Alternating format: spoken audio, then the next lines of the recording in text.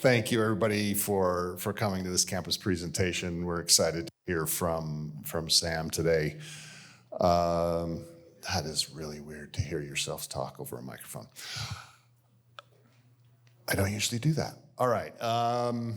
So again, this is a campus presentation for finalists seeking the position of Associate Vice President of Academic and Student Digital Services, ASDS.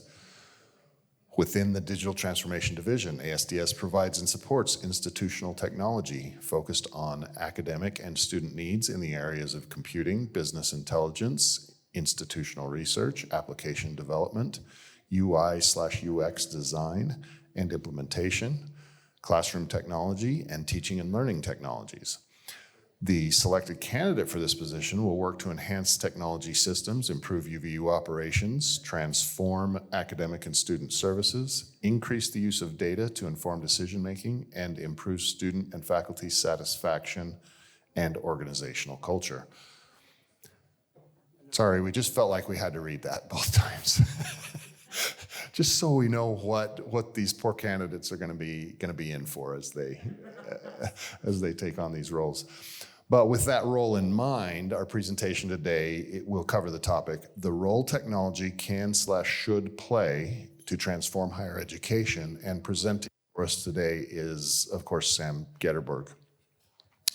Sam Gedeborg is the director of the Office of Teaching and Learning Lab at Utah Valley University, where he directs efforts to assist faculty in applying technology in classroom instruction to increase student learning. He has earned a PhD in education and a master's degree in educational technology, and has presented at state, regional, and national levels on using campus technology for innovative educational efforts. Sam lives with his wife and 4 kids in Spanish Fork, Utah. With that, take it away, Sam. Thank you, Brett. All right. I guess most of you might know who I am, but for those who don't, I'll do a quick introduction to myself. So this is a picture of my family and I this past summer where we went to the Redwoods. As Brett mentioned in the introduction, we live in Spanish Fork, and just a few of our hobbies and interests that we have. Now, keep in mind, I'll never be seen on The Amazing Race, but we do enjoy running, and I've gotten my kids into that a little bit. Whether they want to or not is a different story. But we also have, and trust me, you'll never see me in American's Got Talent, but I do enjoy playing music, the guitar, ukulele, trumpet, piano, singing, and maybe my wife would say otherwise. But we also, and I really trust me, you'll never see me in American Ninja Warrior, but we are building an American Ninja Warrior course in our backyard, including the zip line down the track. And I think I watch one too many television shows. So with that, now you get to know who I am.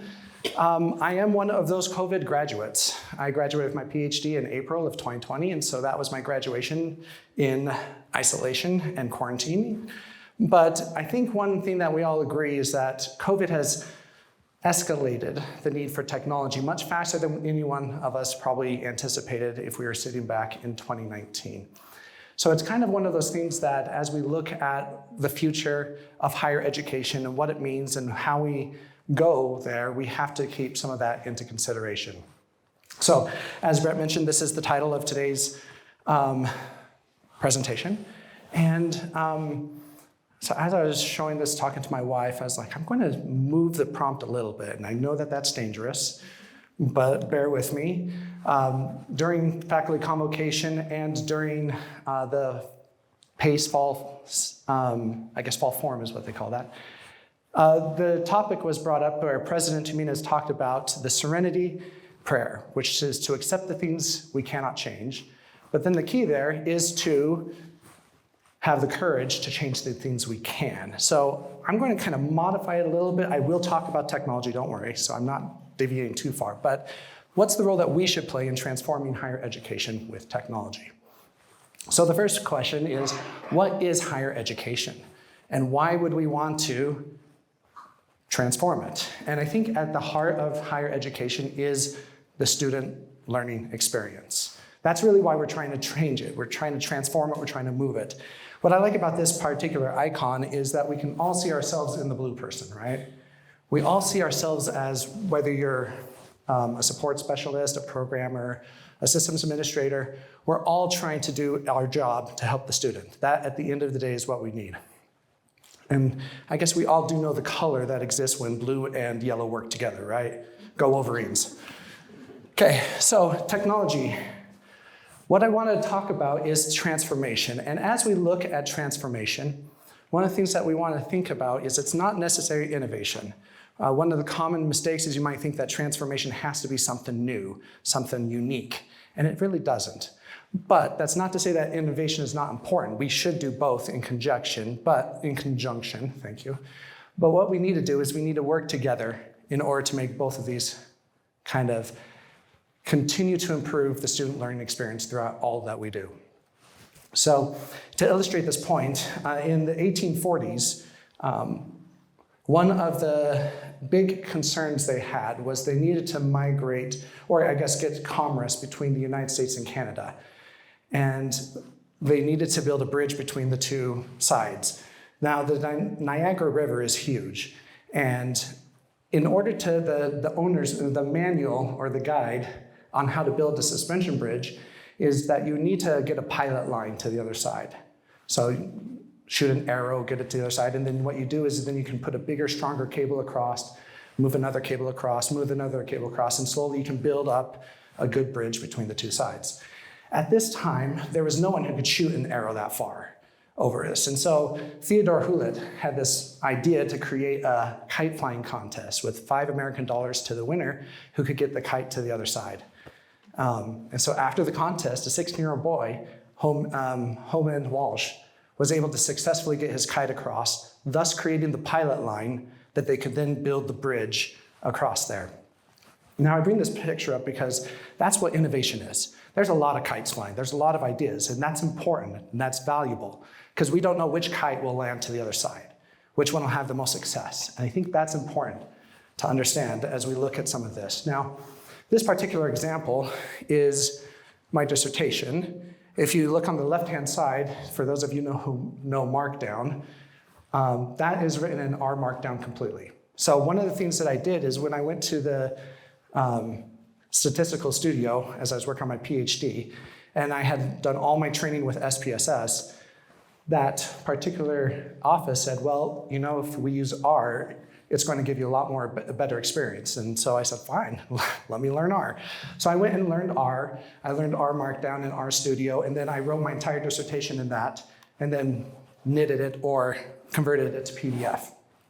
Now, one of the benefits of that is whenever you do that, any sort of variable change you make automatically updates everything going down.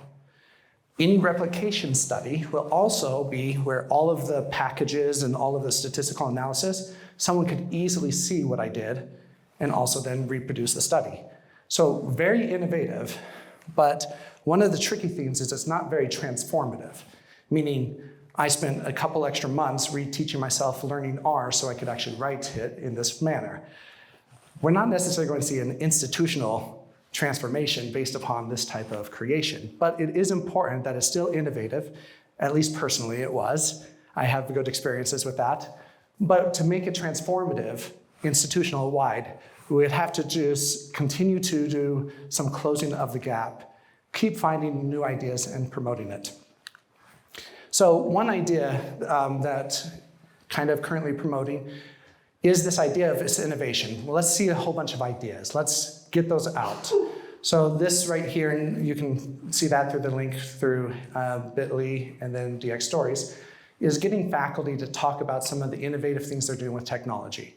Again, these are all kites. Maybe some of them will work really well, maybe others won't. But the idea is to get these ideas and start looking at them because innovation is important in what we do. Not every idea is transformative, but it's important to recognize that that innovation will have lasting change on our student experience, even if it is just the few students we have. But the scalability is something to look at as we work through there. So going back to our story, Theodore Hewlett also was an iron worker, and so he had this idea to create a box, an iron box that they could actually use to transport goods from one side to the other, and use that to help fund the cost of the bridge. So as time goes on, we can actually utilize some of the technology. Again, the purpose of a suspension bridge is to build line upon line, a little bit at a time, and kind of keep working and improving what the practices and the quality that we're working on. And that's the transformation that we'll see. So keep in mind that technology is growing fast. And what we need to do is try to help continue to move it in a progression, and what I'm calling close the gap. So what we want to do is, as we look at technology, is to see which one of these innovations or ideas that we have that can actually change the student experience better. Now, for those of you who work with Photoshop, we'll see that it used to be, you'd have to learn how to use the tools to cut out and do image processing and do all of that work to get the final product you want. Nowadays, especially if you haven't used Adobe Express, you can actually just upload a photo. It will do all the cropping and cut out the person, and using AI to just put it right in the image right where you want. In fact, they have templates where you just put the person you want in, it can actually strip it out, pop it in for you, and you don't have to do any of the work. That's kind of closing the gap. It's helping make something simpler. And Steve Jobs said that sometimes making something simple is the hardest thing to do, because it's taking that complex idea and making it to where someone could actually utilize it. It takes a lot of work, and it's tricky. But that's where it's okay to kind of keep working on it. Now, word of caution to this type of trying to close the gap is if the learning experience requires, for example, we don't want our students learning Spanish to just use Google Translate, because you're not going to be able to utilize and be able to speak in Spanish if you're just kind of using that technology as a crutch kind of approach. So if my job was to be a graphic designer, I might still need to know the tools. But for someone who's not, who just needs to quickly build a flyer or something, this type of technology can close the gap and make it easier for them.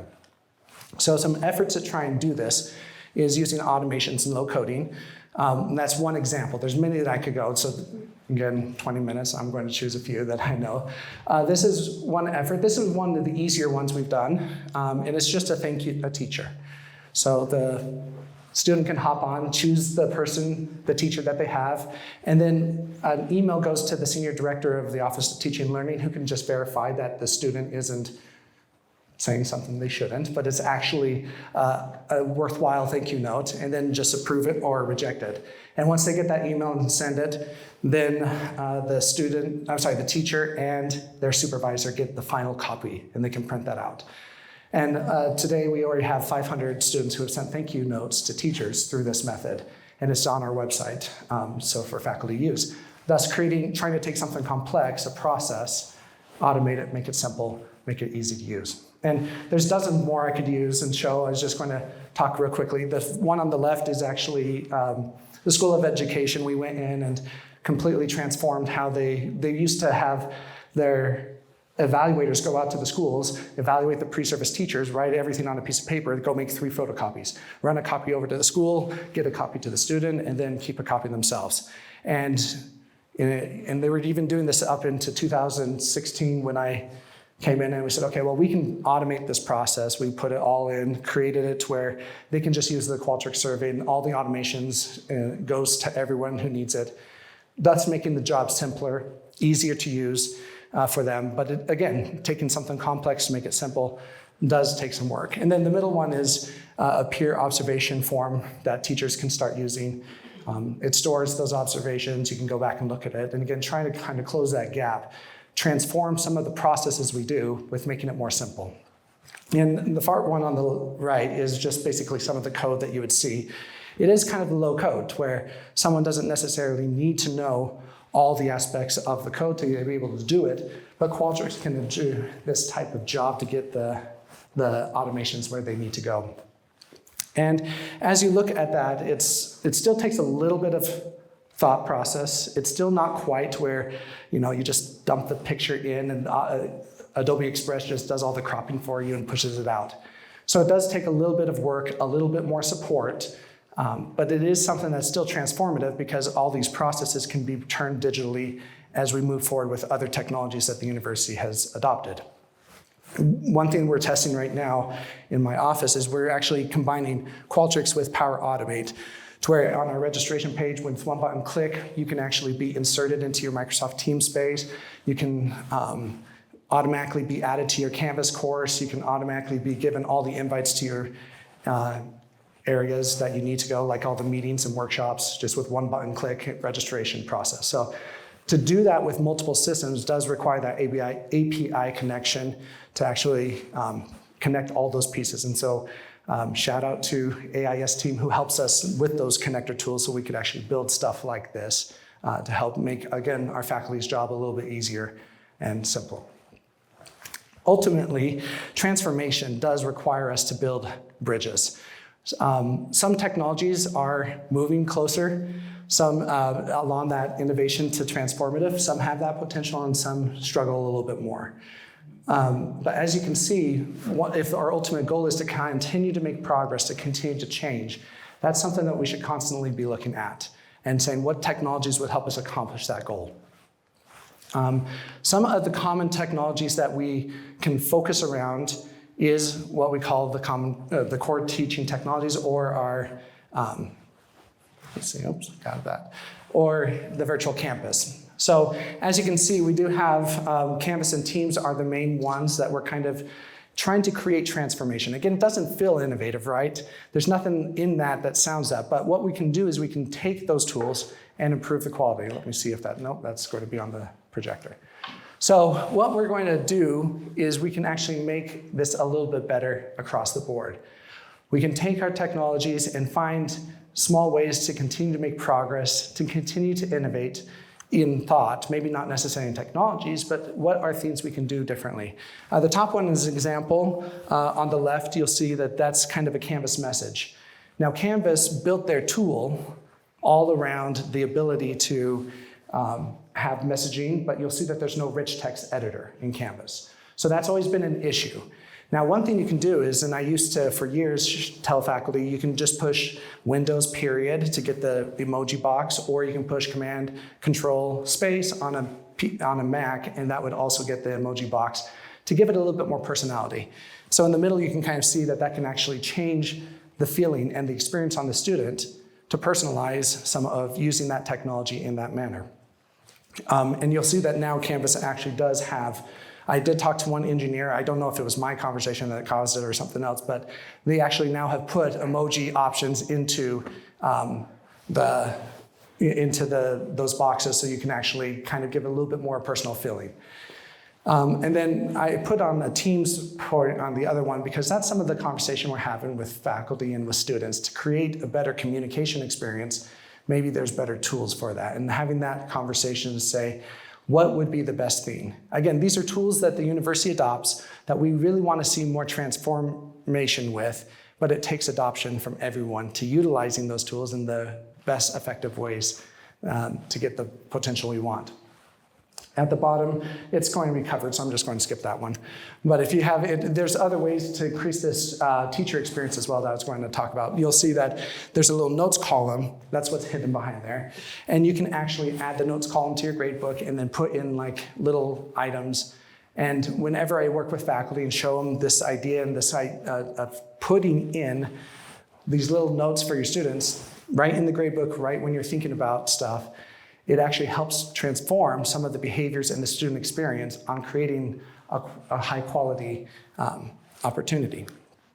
So when we build transformation, and again, one of the things is that we need to get this information out and help the faculty with it. So we have created 2 experiences and working closely with DX to also provide a lot of what initiatives everyone's doing to get that information out to faculty is our T3 we run, which is Teaching Technology Tune-Ups.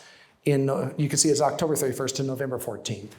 But it's over asynchronous and synchronous opportunities, and we have little workshops and stuff to where we try and help the faculty understand what are some of those transformative ideas and thoughts and really get faculty sharing with each other. And then we have the EdTech Summit at the bottom, and I do apologize because it looks like that bar is covering the digital transformation. But the idea is that we can actually create opportunities for faculty to meet with each other and transform those ideas. No, you're great. We're going to reboot and see if that actually fixes it. This is transformation, we're changing things. No, this is great. Okay, we're going to deal with it. Let's roll with it. Thank you, Brett. All right. So anyway, just in closing for my portion of this, just want to offer you the fact that we need to have the courage to digitally transform the things that we can. So thank you.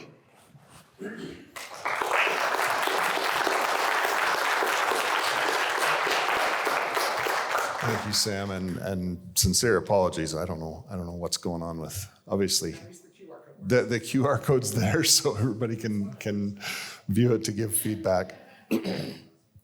And thank you for your time and effort and all the thought that you put in to creating that presentation and your willingness to share your views through this presentation. We'll now move, excuse me, my throat's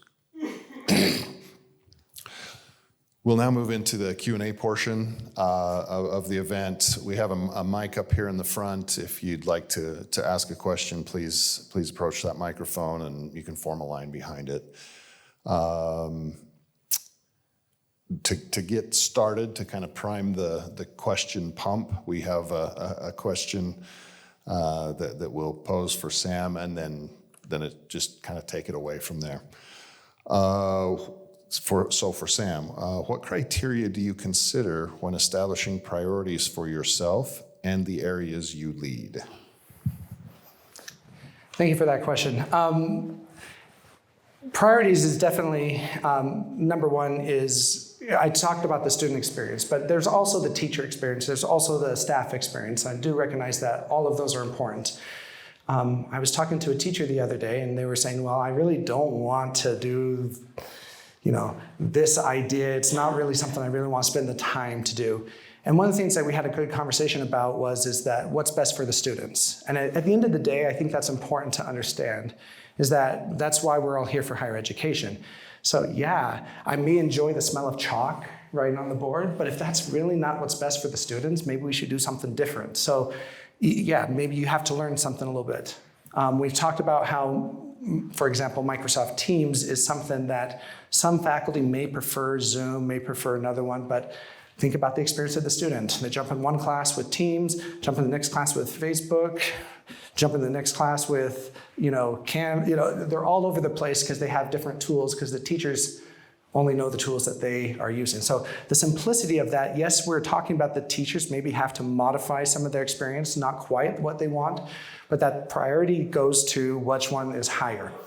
So in addition to that, other priority tasks, especially maybe something a little bit more that the AVP of ASDS would do, is kind of looking at where are the the Vision 2030 plan of the university, where do they have their goals and their efforts, and really working closely with student affairs, academic affairs, and other areas as well, and saying what are the priorities coming from those areas, and then be able to kind of classify, figure out, and then what resources are available to actually meet those needs. And then sometimes some of them you might be able to put AIS on and get them to build something really nice, but some of them might be just a quick little Qualtrics automation, low code, because it's not going to work as good. Trust me, their upkeep of those type of things are tricky, but it might be something that would be a Band-Aid until we would have time to prioritize maybe a lower priority task. It's just figuring out the initiatives and making sure that it matches with the resources available in the team.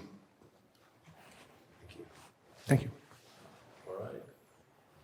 Come on down, yes, and... Like I'm center of attention here. Sorry, guys. Okay, so the mic's not working. I'm just turning it on. There you go. I'm gonna fix the feedback issue in a second. Okay, so one of the statements on the DX Beach picture is the hybrid meeting experience is seamless. So here at UVU, we're not quite there yet. Today's presentation being one such example of that. Do you have any experiences from your past working with faculty and students that you can bring to DX and the ASDS to help UVU on its journey towards seamless hybrid meeting experiences? That's a great question. Again, technology will always have glitches. I mean, it's just, you're trying to push the envelope of what's transformative. By that alone, you're going to have mistakes, you're going to have issues. And so one of the things we have to embrace about that is the fact that many of you who work in digital transformations have sometimes what I call the thankless job, right? It should work, I expect it to work, and when it doesn't, that's when I'm upset with you. So one of the benefits of my current position was that I could see, and I can thank you from faculty for when things work really well. And we show them how it worked, and this is how we should do it. And they were really impressed and really grateful. A good example of that, the authentication with the YubiKeys, okay? We've already handed out 600 of those to faculty, and we then took them in and showed them exactly how it would work in the classroom. And by far, everyone was like, this is amazing, because all I have to do is put the key in, put my PIN, and it authenticates everything for me. So that sort of transformation can happen because of a few things that we've done over the years. You can't just look at one idea and say, YubiKeys, why didn't you do that sooner? Well, first off, we had to get the authentication system working that way where everyone was on the same system to make it a little bit easier. We also had to then prioritize some of the other areas of the classroom technologies to where we could actually, so it's that line upon line. You can look at a bridge, that's a sprinter bridge, but it's not quite there. So sorry for that introduction to get to your question, which is the hybrid classroom. Again, we are pushing some things that COVID pushed us to do this a lot faster than we would have anticipated. But that is important to understand, is that we are finding some ideas, some strategies. Part of this is some institutions have every single hybrid classroom. Thank you to our videographer in the back who's recording this right now, okay? It would be a lot harder for me as a teacher or someone to do all of this work without someone doing the technology. I walked in, yes, I know there's issues, but we know there's glitches, right? It's technology. But I walked in and someone pinned on the microphone, someone gave me, they did a lot of work that I didn't have to worry about as the presenter. My job was to get ready for the presentation today, and their job was to help support me. So there are some strategies, and I'd love to talk more about that. In particular, it's kind of choosing the right technologies. They have some coming out, but it's also that progress of working in place. Teams rooms is pretty impressive, but the cost model on that is not necessarily ideal, but they just changed their model to have a basic and a pro version. So maybe that's something we look more into to say, you know what, is Teams rooms an option? Now that's more effective because every room had to have a cost, but now they have a basic one. So it's like, okay, let's look at that. And again, it's a moving target. All technology is a moving target. You have to just be willing to adapt. The days are gone where you could just learn. All right, hopefully you got the QR code. If you didn't, I apologize. But the days are gone where we actually could just sit there and just expect that I would just learn. Okay. Okay, there you go. At least you can. But the days are gone where you can just say, you know what, I just want to learn one software, learn it, and then know it. Because even with SaaS, software as a service, and cloud-based computing, the software is changing every month with a new push out. And it's just the new wave of how things are working. And so it's kind of also navigating that patience to say, it's not working quite the way I want in a hybrid meeting, but why not? Let's diagnose what were the issues, where are the pain points, and then continue to fix it, continue to improve it. It will build the skill better and better. So some of our rooms that we've tried to do with hybrid classroom teaching is to try and say, well, we can't have in every meeting someone that's going to be in the room dedicated to setting up the technology for me. It's going to require other things. And so that's kind of where we'll continue to work and continue to improve in that arena. Thank you.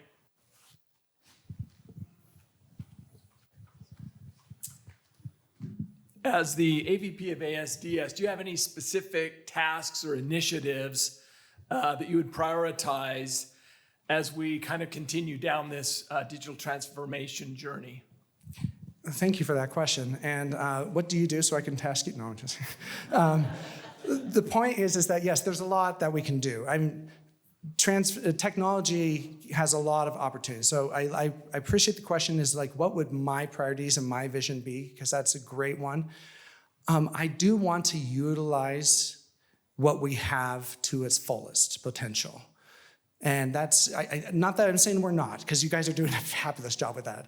But as I pointed out, there's like Canvas and other things, and what are the little things that we could improve? What are those other areas that just need a little bit more support, a little bit more service and stuff like that? And so I think that that's where it's that simplicity idea, right? Taking something complex, making it simple. And so looking at what areas and interests of the university are important to change. Some areas that I kind of have an interest in is definitely the data management. We've been talking about like Tableau and Power BI and the different areas, and it's like would love to continue to support what's best for the university on whatever. And again, these are all things that it's just the fine tuning, right? It's like let's simplify down the tool set to where we need it to, and then build up our support around those tools. So that's one area that we, again, not that we're doing anything wrong, it's just continue to make consistent improvements. Especially with teams, I'd love to see how we can integrate some of that. For example, if a student had to go do in Teams one of their club things, then it would be easier for them to use Teams in the classroom. So the more we can utilize this across the university, using some of these tools to do everything, we can simplify the tool set that students need to use and then amplify what those tools can do. Thank you. As we continue with digital transformation, what role in your mind does accessibility play in that process, and how do we integrate that at every level? Okay, thank you. So how do we integrate accessibility at every level? Again, part of this is really going to be welcome to the 21st century of how we do things. It's our vendors, right? We do need to hold them accountable to, first off, to make sure that the tools can be accessible as possible. If the tool is not accessible that we're adopting, then we might have to go to a different tool. We need to make sure that those are conversations we're having in those processes with each vendor. And then once we have those in place, and especially I was kind of talking about some of our low coding efforts and other areas, we also then need to take a step back and say the tool may be accessible, but are what we're building and what we're providing accessible as well? And again, it's kind of listening to those around us. What are our students saying? So it's also bringing that voice in. What are our faculty saying? What are our staff saying? What issues are we seeing rise up to the top? And then prioritize them to make sure that we know which ones we need to address first, which ones have a higher need. And also, I'd say which ones can scale the best, right? So if I spend my time and energy working on a solution, I would want that solution to be scaled to the institution as best as it possibly can.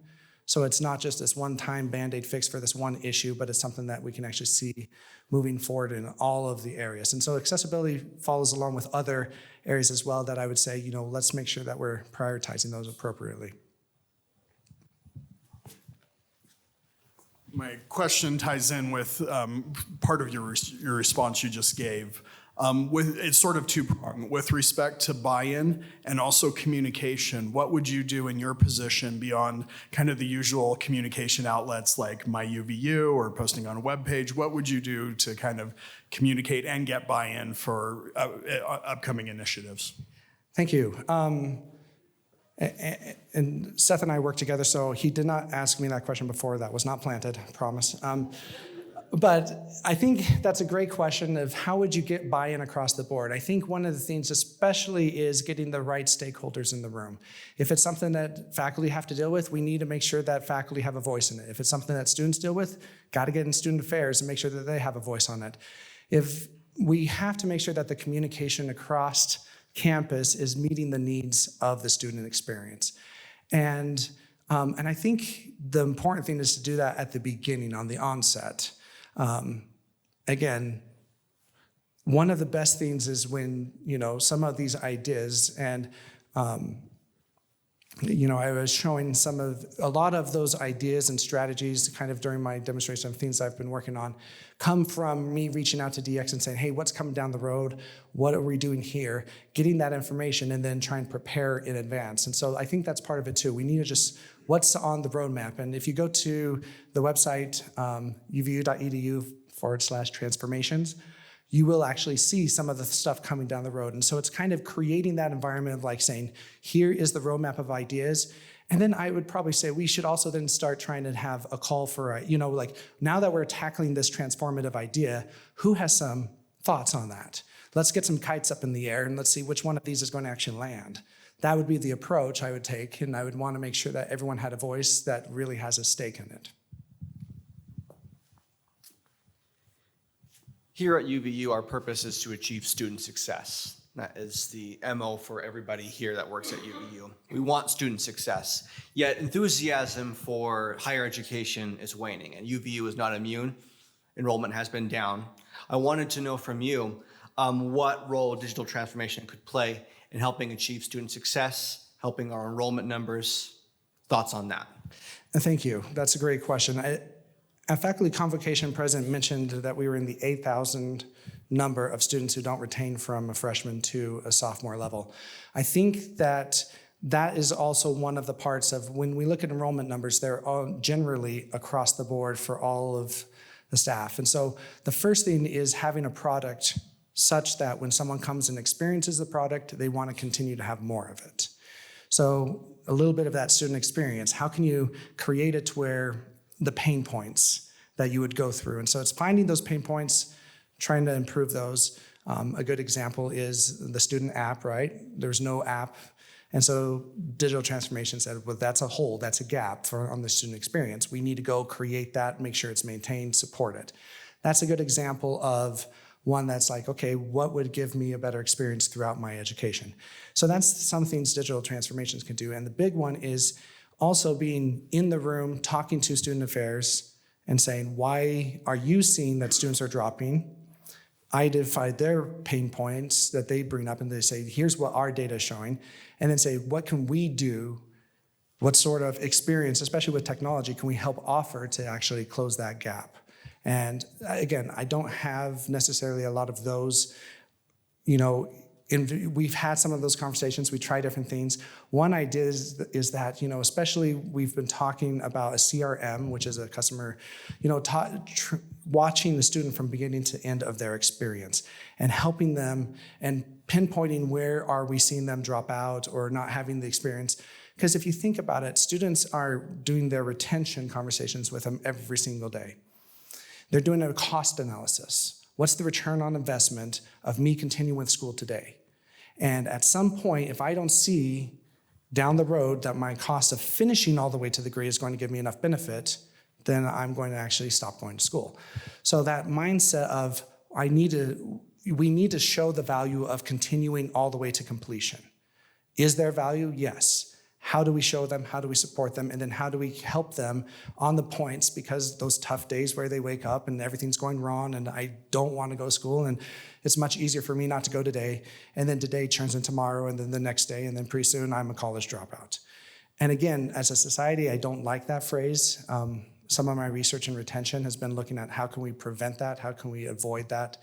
And I think part of that is just accepting. So the university is trying to do things like certificates, trying to break up the full degree down into smaller things. How do we help the students get smaller successes, smaller wins, show the value, continue forward to get an ultimate bachelor's degree? And those are efforts that maybe we can also support and figure out how we can actually make it easier and more simple for the students to navigate that arena.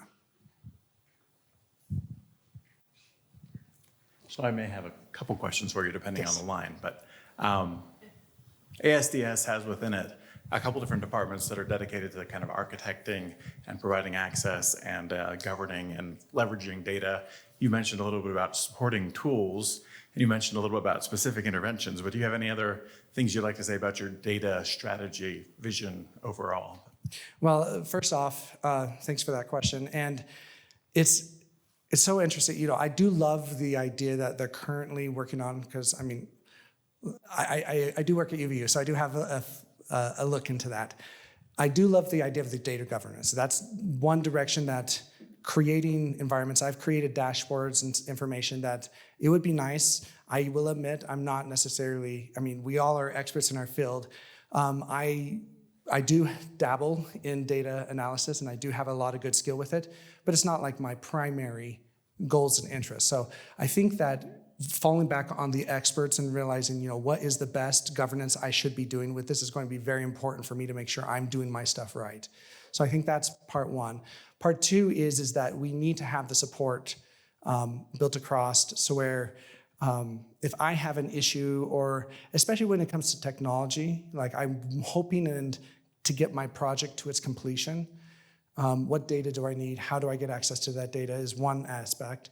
How can we empower people to get that data without necessarily coming to to an office? So institutional research would be a great area to kind of say, what can we do to build an area and spend our time to develop the dashboards and the information that you wouldn't necessarily have to build reports, but the dashboards are stuff that, here's the access and the information. The trick on that is, again, communication.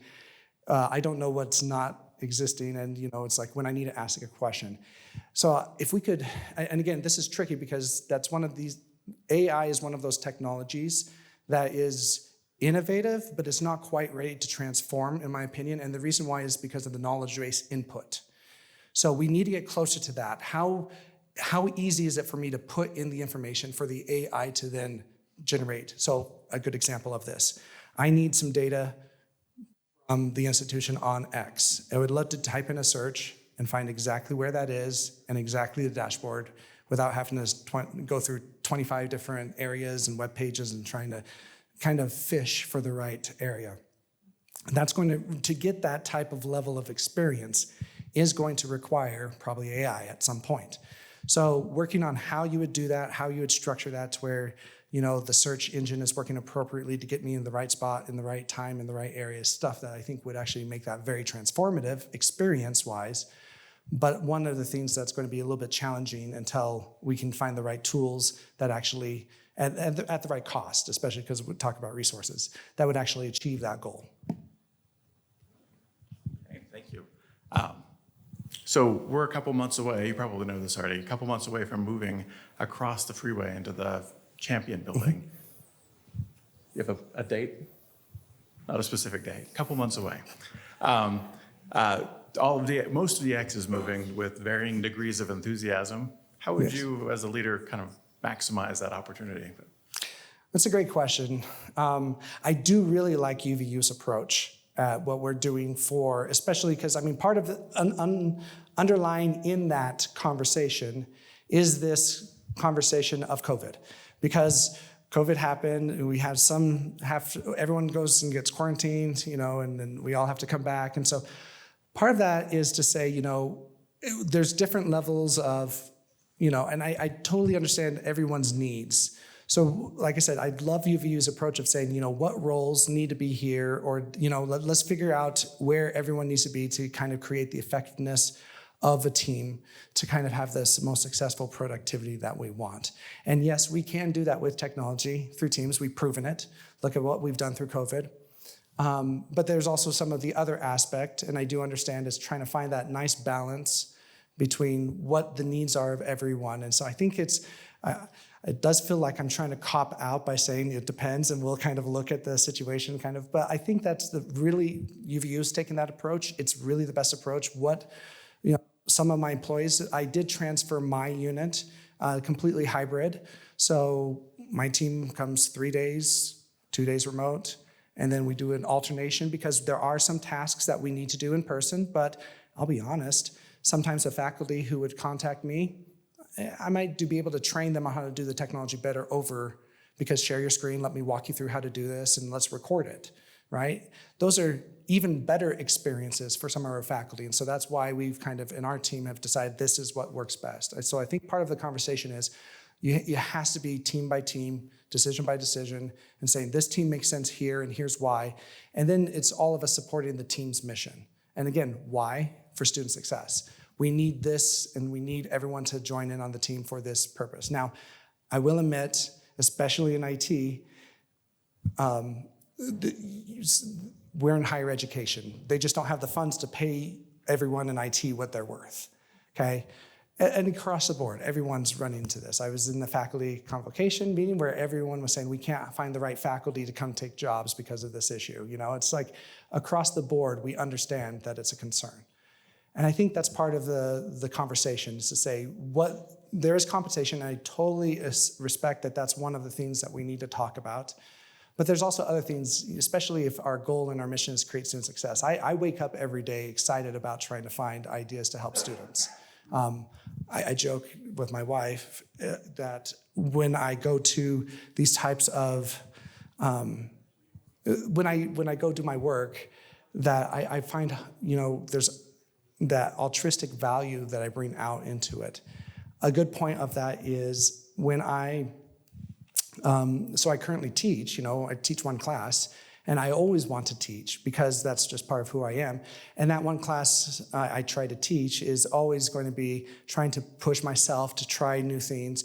And so I joke and say that's my hobby. So I can do it on the weekends, and I enjoy it in the evenings and stuff like that. So I teach one online class so I can actually keep that hobby going.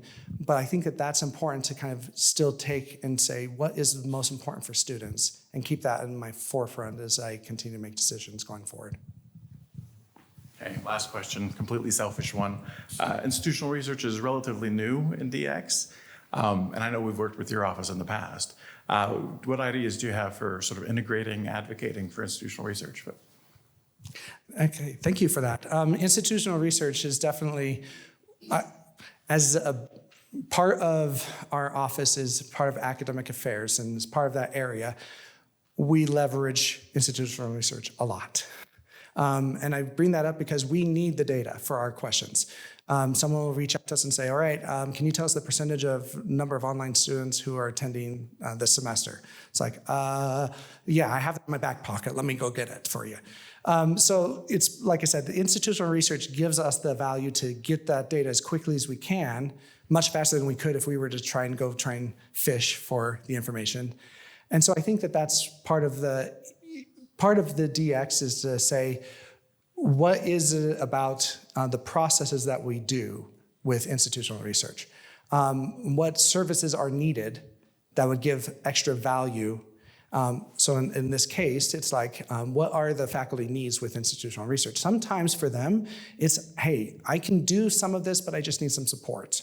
So where is, you know, I want to run my own Qualtrics survey, but I don't know what to do. And so it's like, okay, well, here's the support we can offer. You know, here's how we can get you with a student employee or someone who can actually walk you through this process and get you set up. And again, without knowing fully about how, because I haven't looked at your whole institution, I think it's walking in and seeing what are you currently doing and say, how can we make it, not necessarily change it dramatically, but it's making those small tweaks and those small improvements to make it, transform it to something better than it was before.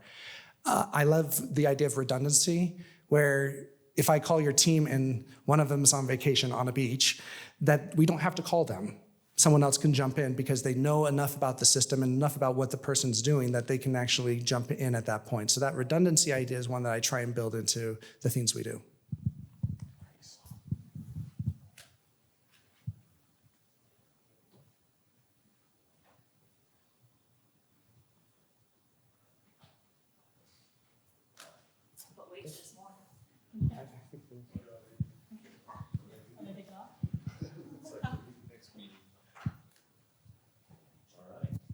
All right. Well, thank you.